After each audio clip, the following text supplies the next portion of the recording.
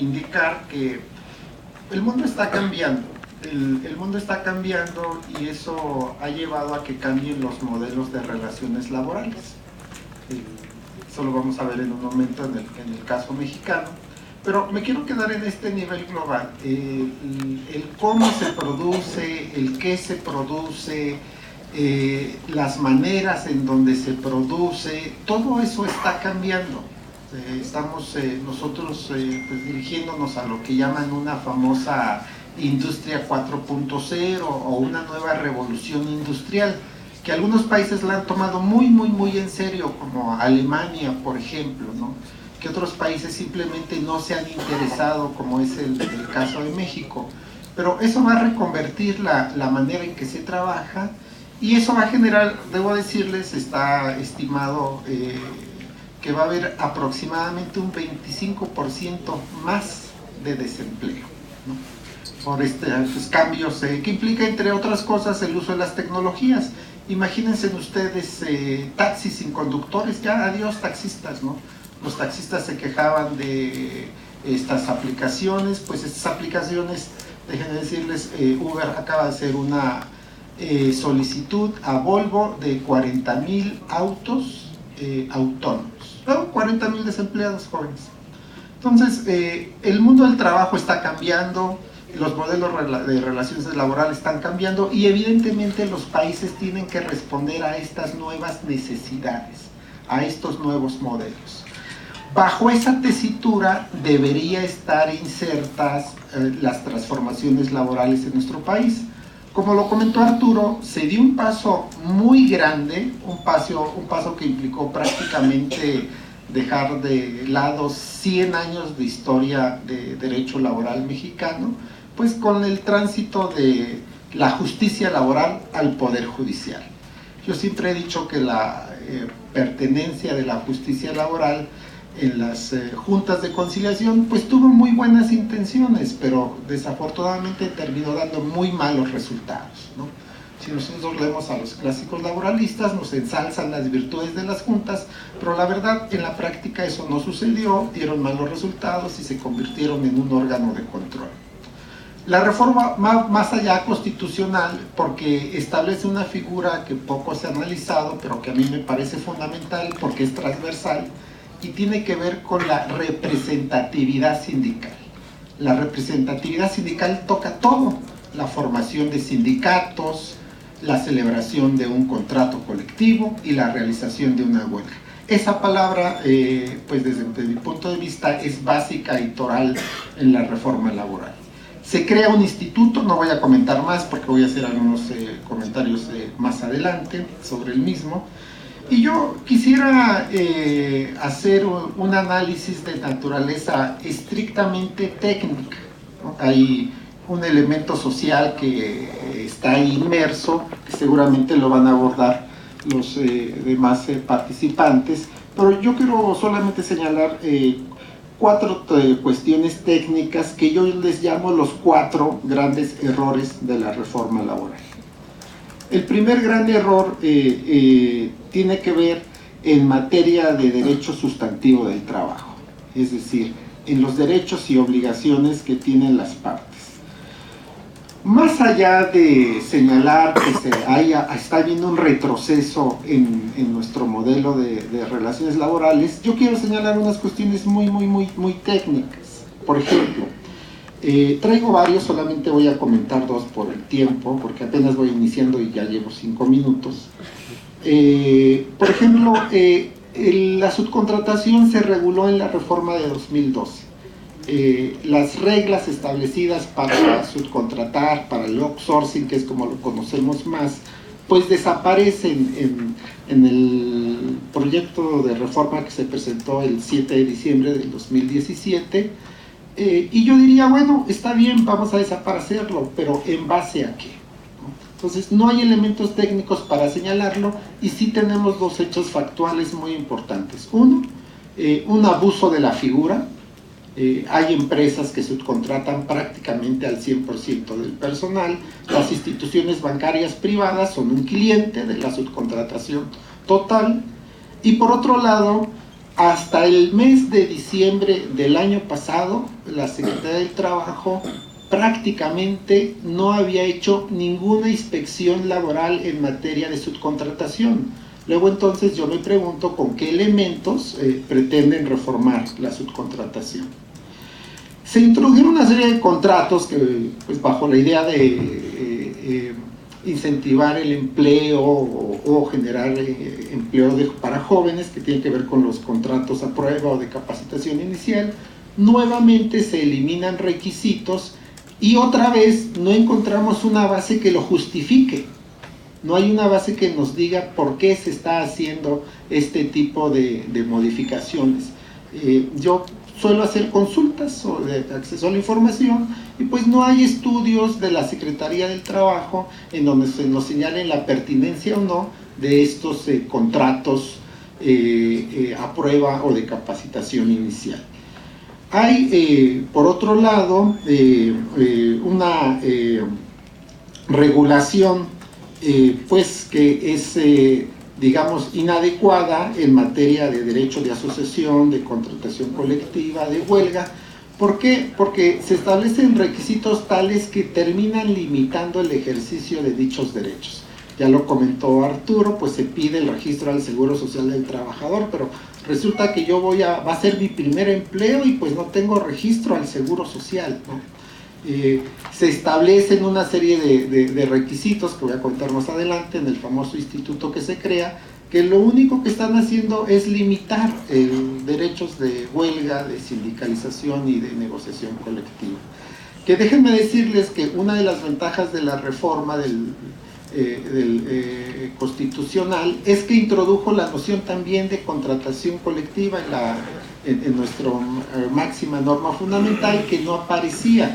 Y sin embargo se introduce, pero en la regulación reglamentaria se limita. Entonces, el primer error tiene que ver, traigo otros ejemplos, solo señalo esos, voy a dejar un documento aquí con el senador por si les interesa. Hay un primer error fundamental en modificaciones de derechos sustantivos.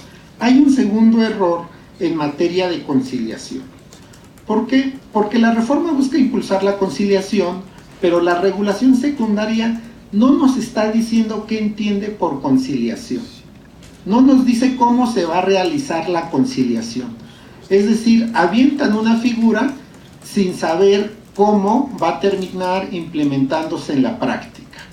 Hay una discusión sobre los alcances de la misma, que es el tema que voy a comentar también a continuación. Porque para algunos de nosotros no nos gustó que, como aparece en el documento, la conciliación pues se permita realizar en el órgano que se crea, en los centros locales de conciliación, pero también cuando se esté realizando el proceso laboral. ¿Y por qué no nos gusta? Porque imagínense ustedes, van a crear 32 órganos estatales de conciliación, va a haber un órgano federal encargado de la conciliación, pero nada más van a ir por el sellito de que conciliaron, porque como abogados van a tener la posibilidad de seguir conciliando pues durante todo el tiempo que dure el juicio laboral. Entonces, ¿qué caso tiene crear esos 32 organismos? Por eso soy de la idea, y lo señalo, que pues se están creando 32 elefantes blancos que van a costar mucho dinero. No me importa que cuesten mucho dinero si son útiles. El problema es que se van a crear 32 centros locales de conciliación que no van a servir para nada. Es un error desde mi punto de vista muy grave. ¿Y por qué? Justamente por este error inicial de que no se diseñó qué se entiende por conciliación y cómo se va a realizar la misma. Déjenme decirles que en algunos sistemas de conciliación se dice: patrón, si concilias no pagas impuestos, ¿no? Entonces el patrón puede decir: ah, me interesa, ¿no? Me interesa la conciliación. Pues esos elementos no se señalaron en la legislación secundaria que se propone reformar. Primer error, el tema de la legislación sustantiva. Segundo error, el mal diseño de la conciliación. Tercer error, en materia procesal. ¿Por qué? Porque la reforma procesal que ustedes conocen que hubo en nuestro país en los años 80, que implicó un gran apartado a la Ley Federal del Trabajo, pues diseñó un modelo de proceso laboral, en donde pues se partía de la idea de equilibrar a las partes, ¿no? Este equilibrio implicaba pues ciertos derechos hacia los trabajadores.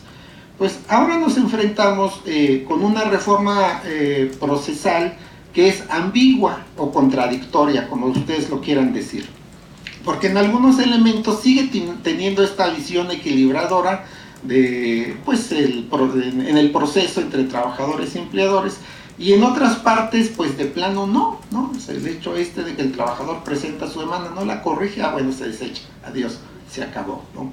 Entonces hay una ambigüedad, una ambivalencia ahí en cómo está diseñada la naturaleza del proceso laboral mexicano. Y hay otro error que a mí me parece garrafal. ¿Por qué? Porque se crean tribunales especializados en seguridad social. Me parece muy bien, ¿no? Entonces nosotros esperaríamos que hubiera una legislación secundaria sobre la materia. Pues el tema es que no lo hay, ¿no? Si ustedes ven, se crean tribunales laborales y se dice cuándo van a empezar a funcionar en los transitorios. En el caso de estos tribunales especializados en seguridad social, se crean y no se dice cuándo van a empezar a funcionar.